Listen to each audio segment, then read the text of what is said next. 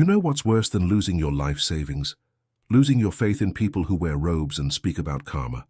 I thought I'd found peace in a temple garden in Chiang Mai. Instead, I found the most elaborate con I've ever seen. And I fell for every single lie. If our stories resonate with you, don't forget to like, comment, and tell us where you're watching from.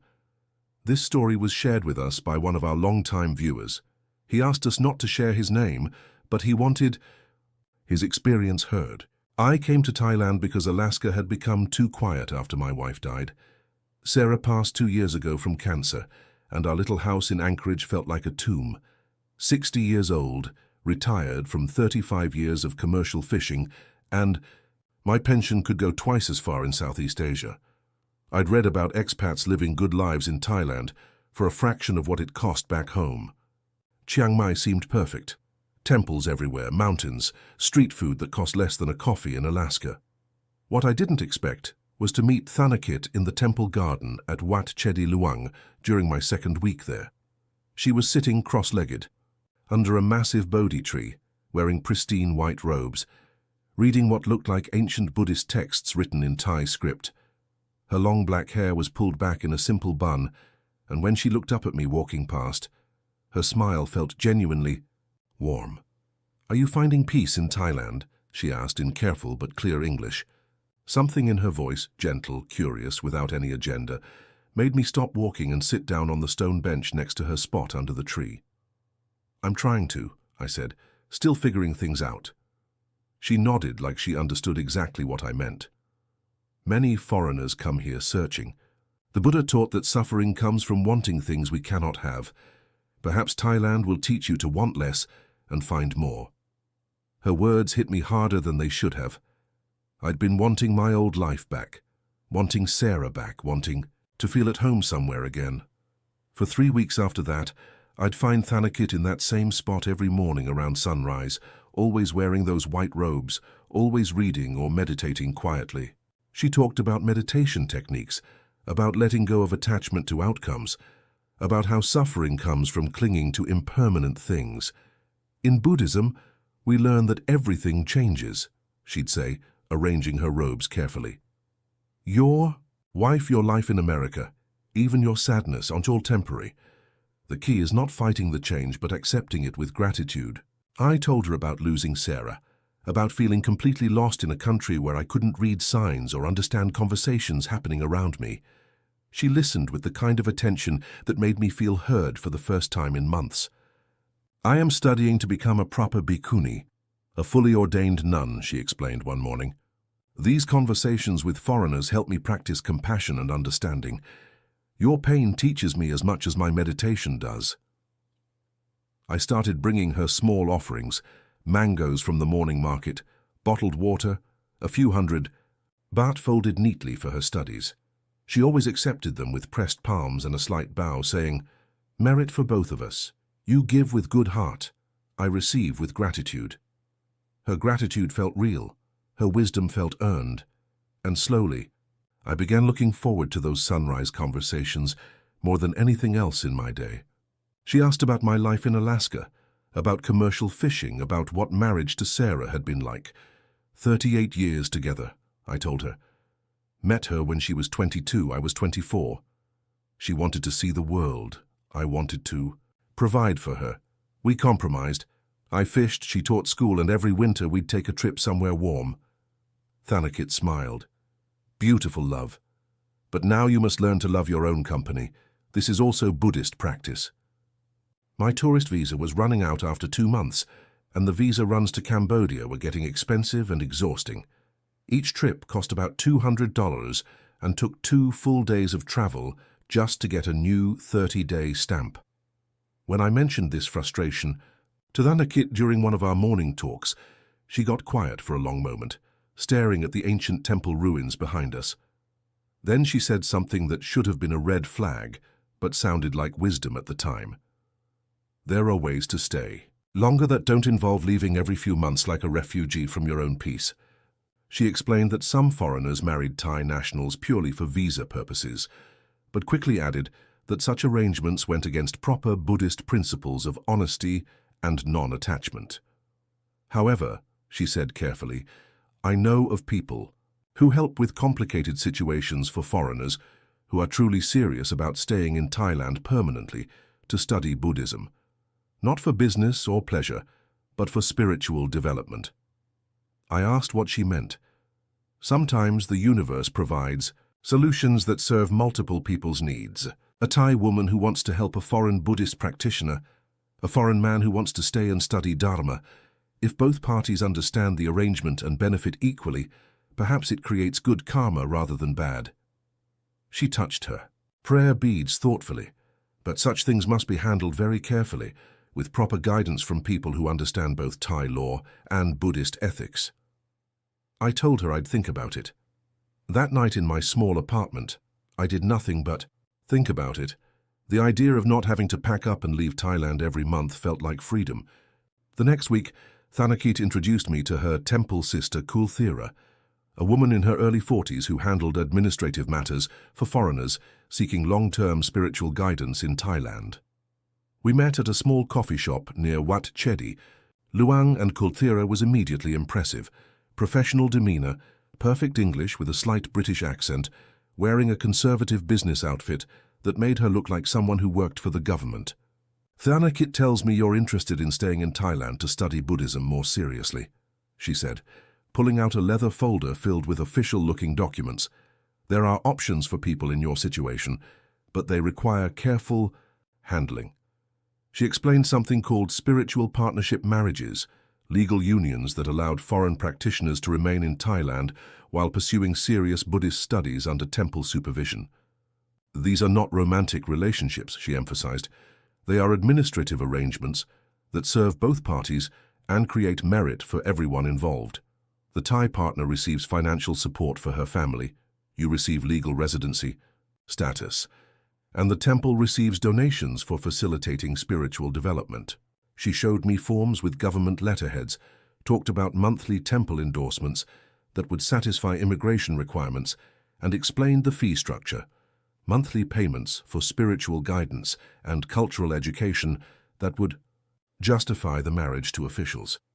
The woman you'd partner with would be a devout Buddhist seeking to support foreign practitioners.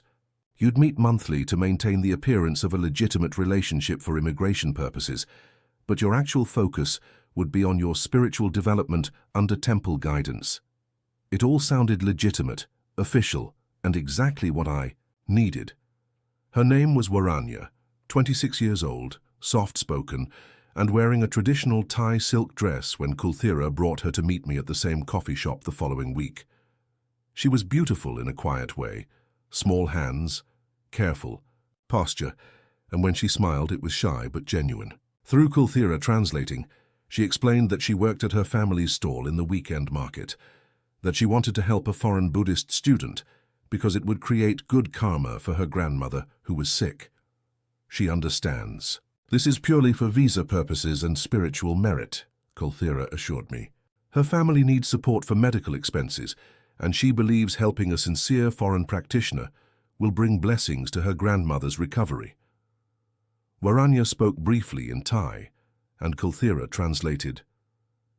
She says you seem like a kind man who truly wants to learn about Buddhism, not someone looking to take advantage of Thai women.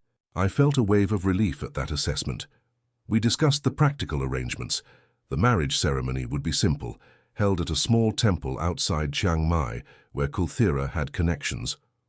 Afterward, Waranya and I would meet monthly, for a few hours to maintain the appearance of a legitimate relationship, sharing a meal, taking a few photos, discussing my progress with Buddhist studies. I'd pay 15,000 baht monthly for her family's support, and another 10,000 to Kulthira for temple administrative fees and immigration consulting. This isn't a lot of money for you, Kulthira said, but it will change her family's life and ensure your legal status in Thailand. Everyone benefits. Everyone gains merit. Waranya smiled and pressed her palms together in a Y. When we shook hands, through Kulthira, she said, I hope this arrangement brings peace to your heart and healing to your grief. The temple ceremony felt rushed from the moment we arrived. The Wat was small, tucked away in a village about an hour outside Chiang Mai, and the monk performing the service seemed nervous. constantly checking his phone and speaking rapidly in Thai to Kulthira. Waranya signed papers quickly, barely looking at the documents before writing her name in careful Thai script. When I asked for copies of our marriage certificate and other official paperwork, Kulthira said they'd mail everything to my apartment within a few days. Thai bureaucracy moves slowly, she explained, but the ceremony itself makes everything legal immediately.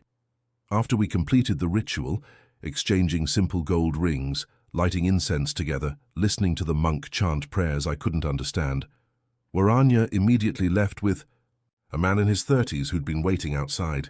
I'd never seen him before. When I asked who he was, Kulthira explained he was Waranya's older brother, that traditional Thai families were very protective of unmarried daughters, even in arranged situations like ours. He'll make sure she gets home safely, she said. Thai culture is very different from American culture when it comes to family involvement. That evening I went to the temple garden to tell Thanakit about the ceremony, but I couldn't find her in her usual spot under the Bodhi tree. I waited until after sunset, thinking maybe she was in evening meditation, but she never appeared. When I asked a group of elderly Thai women who often came to make offerings, one of them told me in broken English that no nuns had lived at Wat Chedi Luang for several years. "Maybe you mean tourist lady," she said. "Many tourist ladies come here, dress like nun, take pictures." I assumed she'd misunderstood my question. 3 weeks after the marriage ceremony, I was having breakfast in my apartment when someone knocked loudly on my door.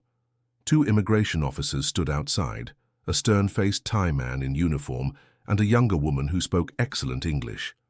"Mr. Sterling," the woman said, showing her badge, "we need to ask you some questions about your recent marriage to Miss Waranya Chomchai."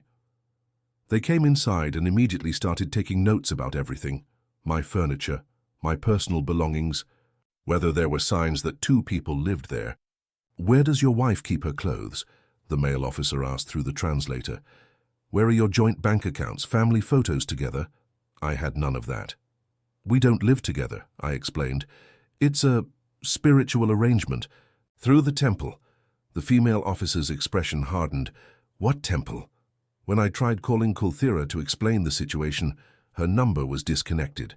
I gave them the address she'd provided for her office, and they told me to meet them there the next morning. That night I couldn't sleep. Something was very wrong, but I couldn't understand what. The next day, the address Kulthira had given me turned out to be a vacant lot behind a 7-Eleven. No office, no building, just weeds and garbage. The immigration officers were not amused. Panicking, I rushed to Wat Chedi Luang looking for Thanakit, hoping she could help me contact Kulthira, or at least vouch for my sincere intentions to study Buddhism. The temple assistant, a thin man in his 50s, told me that no one named Thanakit had ever studied there.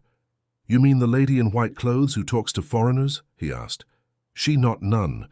Sometimes people hire local women to sit in temple, make foreign men trust them. Very common scam in Chiang Mai." My stomach dropped. My spiritual marriage wasn't legal. The papers I'd signed were worthless. Immigration gave me 7 days to leave Thailand voluntarily or face detention and deportation. Proceedings. I hired a local lawyer named Pimchanok, who spoke blunt English and had clearly seen this situation before. "You got caught in visa marriage scam," she said, without any sympathy in her voice. "This operation has been running in Chiang Mai for 6 months, maybe longer. They target older foreign men who come to temples looking for spiritual guidance." She explained that I'd been systematically groomed by a criminal network that specialized in fake religious experiences. Thanakit wasn't a nun studying to take vows. She was a recruiter who spent weeks building trust with lonely foreign men at temples, establishing herself as a spiritual guide before introducing them to fake marriage services. "The woman you think you married, Waranya, she probably has real Thai ID card, but she already married to someone else. They use her information for multiple fake ceremonies with different foreign men. The money you paid goes directly to criminal network." My lawyer estimated I'd lost about $3,000 USD in direct payments, but the real damage was facing immediate deportation and a possible 5-year ban from re-entering Thailand. "You file police report," she said, "but money is gone. These people very smart, very organized. They disappear quick when immigration starts investigating. I asked if there was any way to fix my visa situation legally. No, she said flatly. You must leave Thailand. Maybe in few years you can apply for new tourist visa, but this will be on your record forever. The worst part was realizing how perfectly I'd been manipulated. Every conversation with Thanakit had been designed to make me trust her completely before introducing the visa solution that would ultimately destroy my legal status in the country I'd come to love. With 5 days left on my deadline, I did something that still makes me cringe when I think about it. I went back to that temple garden every morning, hoping to find Thanakit, planning to beg her to somehow fix this mess, or at least return some of the money I'd paid. I knew she'd been lying about everything, but part of me still hoped there was some explanation, some way to make this right. On day 3, she appeared like nothing had changed. Same white robes, same peaceful expression, same spot under the Bodhi tree, with Buddhist texts spread around her. When she saw me walking toward her, her face didn't change at all. She smiled that gentle smile and said, "Sterling, are you finding peace in Thailand?" I started crying right there in the temple garden, not caring who saw me. "I know who you really are," I said. "I know this was all fake. I just want to stay in the country legally. Please, is there any way you can help me fix this?" She listened with that same compassionate expression she'd worn during all our morning conversations, tilting her head slightly like she was truly considering my words. Then she said something that broke me completely. "Attachment causes suffering. Sterling, maybe it's time to let go of your desire to stay in Thailand and accept what the universe is teaching you." I stared at her. "The universe? You stole from me. You lied about everything for weeks." Thanakit arranged her white robes carefully and spoke in that same gentle voice I'd come to trust completely. "I never stole anything. You gave money freely because you wanted something in return. I never lied about Buddhism. Everything I taught you about suffering and attachment was absolutely true. You wanted to stay in Thailand permanently, and we provided a service to help with that desire. That the service didn't work out as you hoped is your karma, not ours. You pretended to be a nun," I said. "You made me believe you were studying, to take vows, that you cared about my spiritual development." Thanakit smiled and touched her prayer beads. "I never said I was a nun. I said I was studying Buddhism, which I am. I said I was practicing compassion, which I was. You assumed things that made you feel better about your situation." She stood up slowly and pressed her hands together in that prayer position I'd seen hundreds of times. "The real teaching isn't in books, Sterling. It's in learning that nothing in this world is permanent. Your visa, your money, your time in Thailand, even your anger at me, all temporary. Be grateful for the lesson instead of attached to the outcome." I wanted to grab her, to shake her, to make her understand how much damage she'd done to my life. Instead, I watched her gather her things with the same careful attention she'd always shown. "Wait," I said. "What happens to the other men? Are you doing this to others right now?" She paused for a moment, looking genuinely thoughtful. "Everyone who comes to me is already suffering from attachment to something they cannot have. I simply help them understand that suffering more clearly. Whether they learn the lesson or not depends on their own wisdom." She walked away through the temple garden, white robes flowing behind her, leaving me sitting alone under the Bodhi tree where I'd thought I'd found peace. That was the last time I saw her.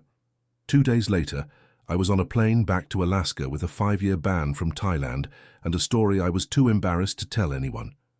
I flew back to Anchorage in December, landing in snow and darkness that felt like stepping into my own grave. My savings account was lighter but not empty. I'd lost about $3,000 total, which wasn't devastating financially, but felt enormous emotionally. The worst part wasn't the money or even the deportation. It was realizing how desperately I'd wanted to belong somewhere that I'd ignored every warning sign along the way. Back in my house in Alaska, everything felt smaller, colder, more isolated than before I'd left. I'd tasted something in those morning conversations that felt like connection, like purpose, like someone actually cared about my thoughts and feelings. Even knowing it was completely fake, I missed sitting under that tree at sunrise, talking about letting go of attachment while becoming more attached to those conversations every single day. I missed having somewhere to go each morning, someone to bring fruit to, a routine that felt meaningful instead of just marking time until death. My neighbors asked how my trip to Thailand was, and I told them it was educational. What else could I say? That I'd been conned by a fake nun who taught me real Buddhist philosophy while stealing my money, that I'd tried to buy my way into belonging somewhere and ended up more alone than ever. I started seeing a grief counselor, not for Sarah this time, but for the loss of hope I'd felt in Thailand. "You're mourning the life you thought you could have there," she said. "That's a real loss, even if the situation was fraudulent." She was right. I wasn't just mourning the money or the visa ban. I was mourning the version of myself who'd felt peaceful and purposeful in that temple garden, even if that peace had been built on lies. 6 months later, I got an email from another American who'd found my story on an expat forum where I'd posted a warning about visa marriage scams in Chiang Mai. His name was Robert. He was living in Thailand, and he'd met a young Thai woman at Wat Chedi Luang who spoke beautiful English and talked about Buddhist philosophy with remarkable wisdom. "She seems genuinely spiritual," he wrote. "Different from the bar girls and massage parlor workers that most expats end up with. I think I might have found something real here." He attached a photo from his phone. It was Thanakit, same white robes, same peaceful expression, sitting in the exact same spot under the Bodhi tree where I'd met her. She looked exactly the same, ageless, serene, completely convinced of her own righteousness. I wrote back immediately, telling Robert everything I knew about the scam, sending him copies of the fake documents I'd signed, explaining how the EE recruitment process worked from the first conversation to the fake marriage ceremony. He thanked me politely and said he appreciated the warning, but his situation was different. "She's not asking for money," he wrote. "She's just interested in sharing Buddhist teachings with someone who can appreciate them. Not every Thai woman is trying to scam foreign men." Maybe he was right. Maybe Thanakit had changed her approach, learned to be more patient, more subtle. Or maybe she'd already gotten to him with those sunrise conversations about suffering and attachment, and he was exactly where I'd been 3 months into our relationship. Completely convinced that this time was different, that this woman was special, that he'd finally found something real in a country full of people trying to take advantage of naive foreigners. The worst part about being conned by someone preaching Buddhist wisdom is that some of what they teach you is actually true. Attachment does cause suffering. Nothing is permanent. Everything changes whether we want it to or not. And sometimes the most painful lessons come disguised as spiritual guidance from people who understand the philosophy perfectly, but never believed a word of it themselves. I still think about Thailand every day, not about Thanakit or the scam, but about those early morning moments in the temple garden when I felt like I was learning something important about myself and the world. Maybe that was real, even if everything else was fake. Maybe the peace I felt had nothing to do with her, and everything to do with finally sitting still long enough to listen to my own thoughts. Maybe that's a lesson worth $3,000 and a 5-year ban from the country where I thought I'd found home.